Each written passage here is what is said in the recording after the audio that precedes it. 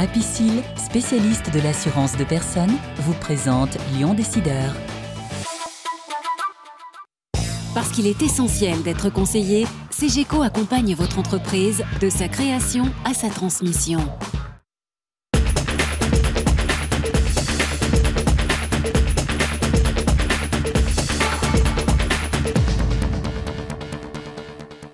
Bonjour et merci d'être fidèle au rendez-vous. Une entreprise familiale qui a plus de 130 ans d'existence, qui travaille à 70% à l'export et qui joue résolument à la carte de l'innovation. Elle s'appelle Gatfossé. Son PDG, Jacques Moirand, est notre invité cette semaine.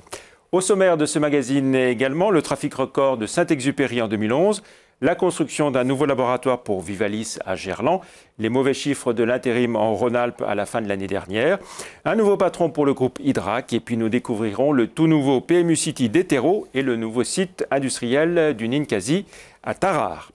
Historique, Lyon-Saint-Exupéry a réalisé un trafic record de 8 437 000 passagers, soit une hausse de 5,7% par rapport à 2010, du jamais vu.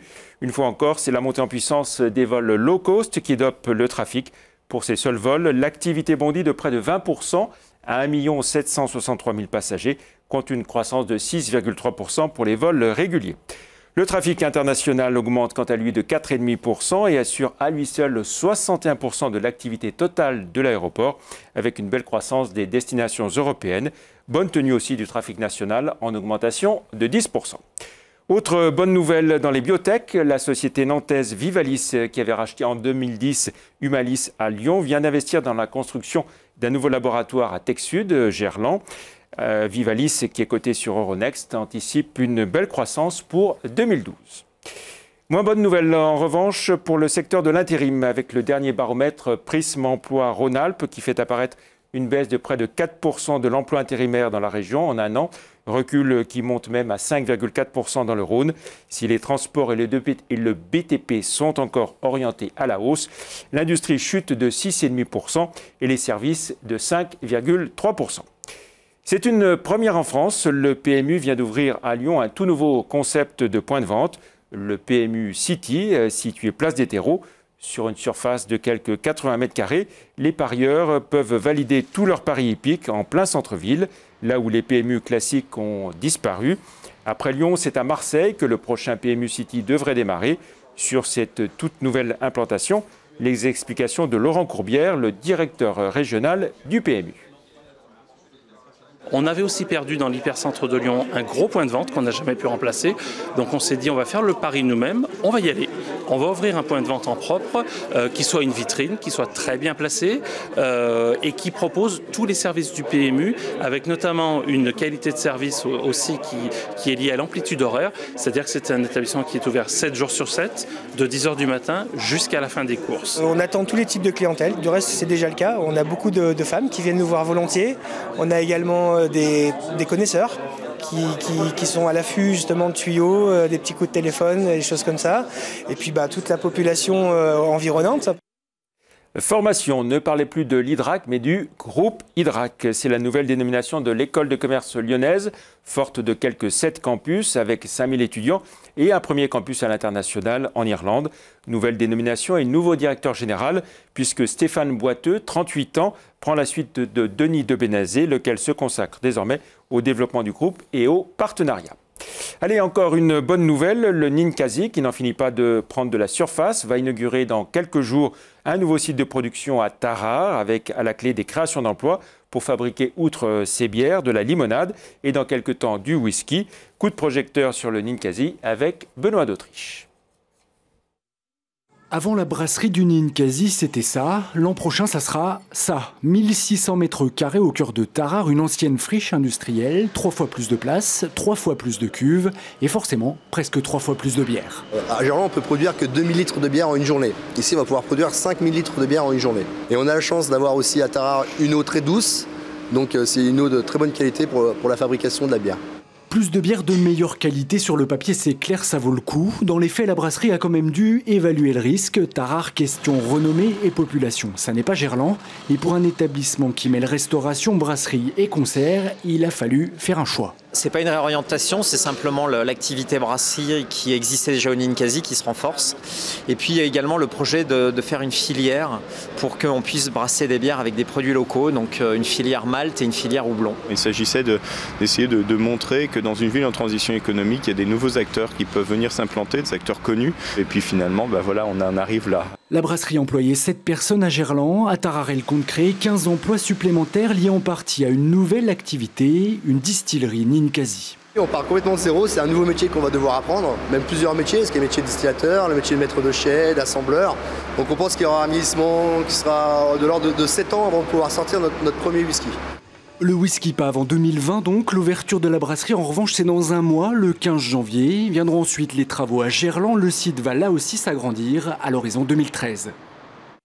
Voilà, on retrouve à présent notre invité, Jacques Morand, bonjour. Bonjour. Vous êtes le PDG de Gattefossé, une entreprise de Saint-Priest, spécialisée dans les industries pharmaceutiques et cosmétiques, on va en dire un peu plus dans un instant.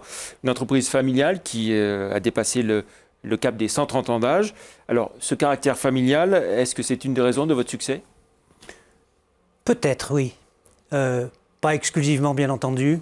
Mais en tout cas, je pense que c'est une chance pour nous que d'avoir à la fois cette longue histoire, ces racines qui ont forgé, si vous voulez, tous les savoir-faire qui sont disponibles dans l'entreprise et puis qui nous amènent maintenant à continuer avec une farouche volonté de continuer à innover puisque c'était les racines de l'entreprise que de se plonger dans l'innovation. Des gens très inventifs.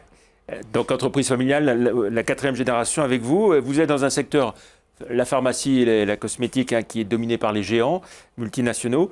Vous prouvez à votre niveau, donc il y a place aussi pour de belles PME. Je pense qu'on en donne sans doute la démonstration. Dans des niches, encore une fois, avec une logique de produits qui ont de la valeur ajoutée, dont on doit prouver l'efficacité, dont on doit prouver la validité, bien sûr. Et puis aussi avec la conviction que cette caractéristique, en tout cas familiale, si vous voulez, nous plonge systématiquement dans le long terme. Et donc, de ce fait, eh bien, une pérennité dans les orientations et pas de revirement brusque, sauf explication particulière, sauf raison, si vous voulez, majeure. Pas d'obligation de servir des dividendes énormes ou une rentabilité à tout craint Une exigence de rentabilité, bien sûr. Forcément, oui, comme c'est la règle du jeu. Par contre, effectivement, pas les mêmes contraintes que des entreprises qui sont au public, qui ont des comptes à rendre à la communauté financière. Il faut que nous en rendions et que j'en rende personnellement, à la fois à nos actionnaires, mais également à tous les partenaires qui nous entourent et aussi bien à notre personnel. Expliquez-nous alors ce que vous fabriquez, donc des matières premières pour les industries pharmaceutiques et cosmétiques. Oui. Plus précisément, c'est quoi ces matières premières ? Plus précisément, eh bien voilà, j'allais peut-être reprendre sur le plan de la sémantique. On fabrique des excipients. C'est tout ce qui n'est pas actif dans un médicament. Pour faire des médicaments, il faut des véhicules, si je puis dire, qui amènent le principe actif au site où il doit intervenir, au site où il doit agir. Ça, c'est l'excipient.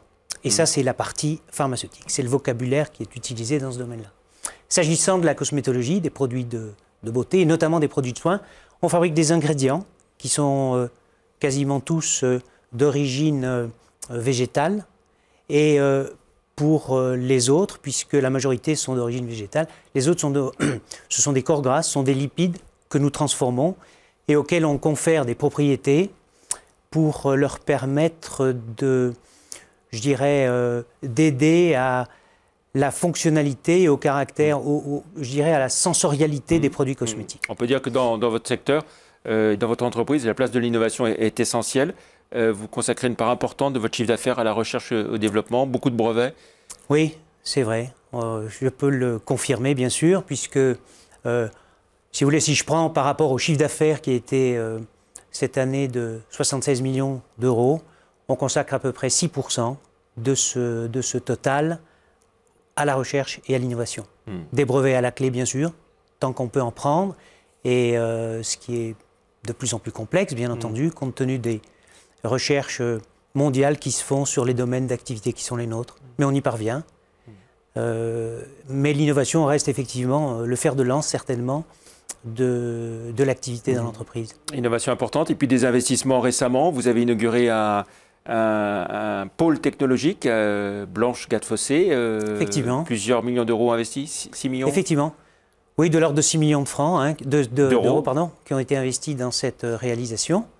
Et à la clé, eh bien, une vitrine technologique qui est valorisante pour permettre à la fois à nos clients de leur montrer ce que nous sommes capables de faire, et puis qui donne un outil de travail également très agréable, très fonctionnel et pointu pour à la fois les chercheurs qui sont à l'intérieur, les techniciens et le personnel qui y travaille. C'est vrai. Je l'évoquais au début de cette émission, 72% de votre activité à l'export, à l'international, c'est aussi une des raisons du succès et ce qui fait qu'on passe plutôt pas trop mal la crise, parce qu'on est dans beaucoup de pays oui. à la fois.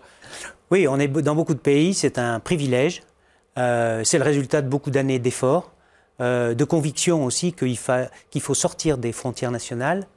C'est également la raison de, si vous voulez, du suivi, si je puis dire, de nos clients qui sont pour beaucoup partis de France et qui sont s'installer dans des pays à l'extérieur de nos frontières. Au global, c'est une présence dans une soixantaine de pays, c'est ça, avec une dizaine de filiales Au total, voilà, hein, une soixantaine de pays que nous suivons régulièrement et une dizaine dans lesquels nous sommes directement implantés. Vous avez évoqué votre chiffre d'affaires tout à l'heure, hein, 76 millions, de progression de l'ordre de 10% en 2011. Voilà, pour cette année, eh bien, oui, c'est un grand motif de satisfaction pour nous d'afficher une croissance de cet ordre de grandeur dans la conjoncture qui est malheureusement celle que nous connaissons, en tout cas en Europe de l'Ouest. Et combien de collaborateurs Plus de 250 ? Au total voilà, limité en nombre, hein, ça représente 250 personnes et sans doute à peu près 160 sur le territoire national. Comment se présente 2012 pour vous ? Avec beaucoup de points d'interrogation, parce que ce qui caractérise l'exercice à venir, c'est que la visibilité, elle n'est toujours pas au rendez-vous.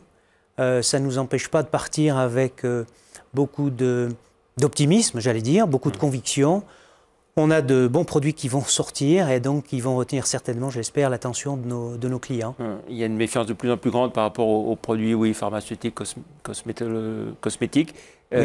Vous évoquez l'importance de la validité des vos produits. Bien sûr, oui, bien sûr. Quelle garantie on a qu'ils ne poseront pas de problème dans quelques années ? Eh bien, la garantie, c'est d'abord de vérifier qu'ils ont une parfaite innocuité, qu'ils sont parfaitement tolérés, notamment par l'épiderme. Sur le plan de leur toxicité pour les produits qui sont destinés à être ingérés, donc à être absorbés, notamment par voie orale, il faut vérifier également qu'il n'y a aucun effet qui puisse être déclenché, j'allais dire, par l'absorption de telles substances. On s'entoure de toutes les garanties, puis surtout on fait tester nos produits par des organismes qui sont habilités pour le faire. L'avenir de Gattefossé à moyen terme ou à plus long terme, c'est toujours une entreprise à capitaux familiaux ou rejoindre un grand groupe ? Pour ma part, je considère que si on a pu accomplir tout ce parcours, c'est parce que nous avions le privilège d'avoir nos décisions, si je puis dire, entre nos mains, en tout cas qui ne dépendaient pas de groupes industriels ou financiers extérieurs aux nôtres. Je crois qu'on est toujours bien placé pour conduire la stratégie de l'entreprise. Autour de moi, autour de nous, eh bien, des collaborateurs qui sont compétents, donc une équipe qui connaît l'entreprise et qui est capable d'apporter ses propositions, ses conseils et puis son expertise, quoi. Très bien. Donc je crois que oui, on a un avenir encore indépendant devant nous. Merci beaucoup Jacques Moirand. La semaine prochaine, nous accueillerons une femme patronne de Itrum Justitia en France et en Europe. Très bonne semaine, à mercredi prochain, au revoir.